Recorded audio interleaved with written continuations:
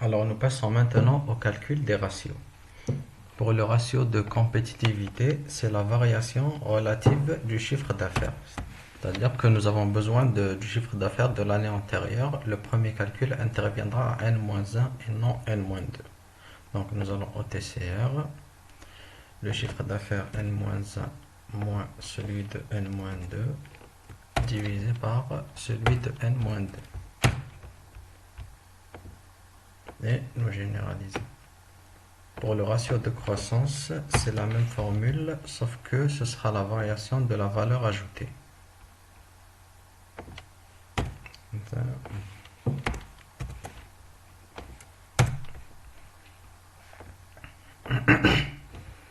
Voilà. Alors, la création de valeur, c'est la valeur ajoutée par rapport à la production de l'exercice.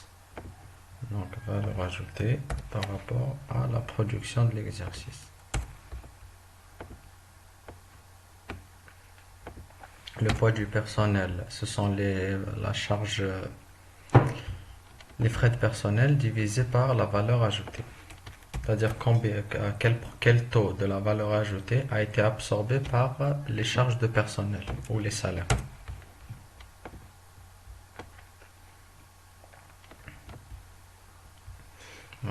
Voilà pour les ratios de profitabilité.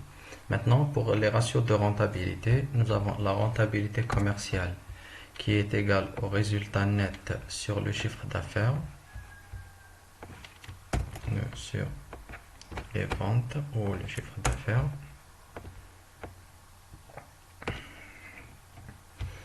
La rentabilité financière, c'est le résultat net divisé par les capitaux propres.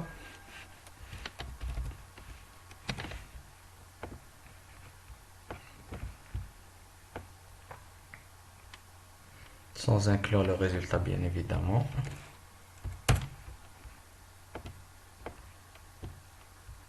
La rentabilité économique, c'est le résultat net divisé par le total actif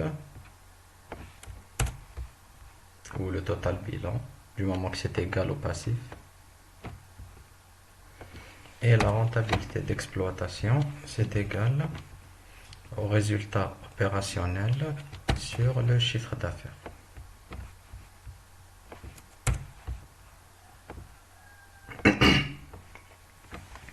Voilà pour les ratios de rentabilité.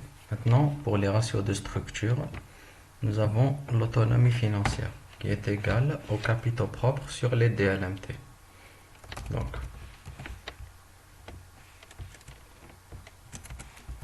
ce sera égal capitaux propres sur les DLMT.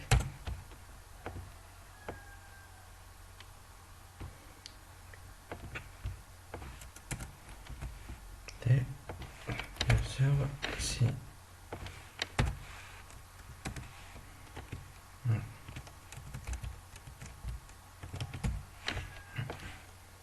du moment que les DLMT sont nuls, alors l'autonomie financière est totale pour la société. La couverture du risque liquidatif, ce sont les capitaux propres sur le total bilan.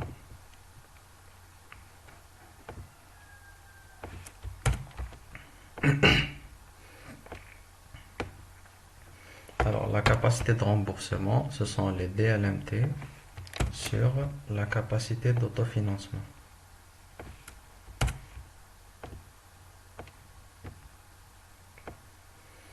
Et l'équilibre financier à long terme, c'est le fonds de roulement net sur l'actif circulant.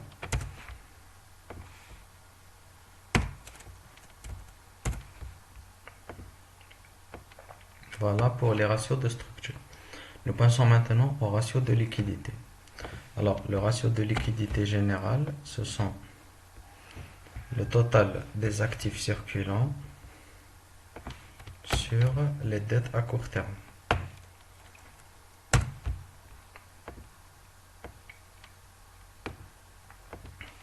Le ratio de liquidité réduite, ce sera les actifs circulants, déduction faite des stocks,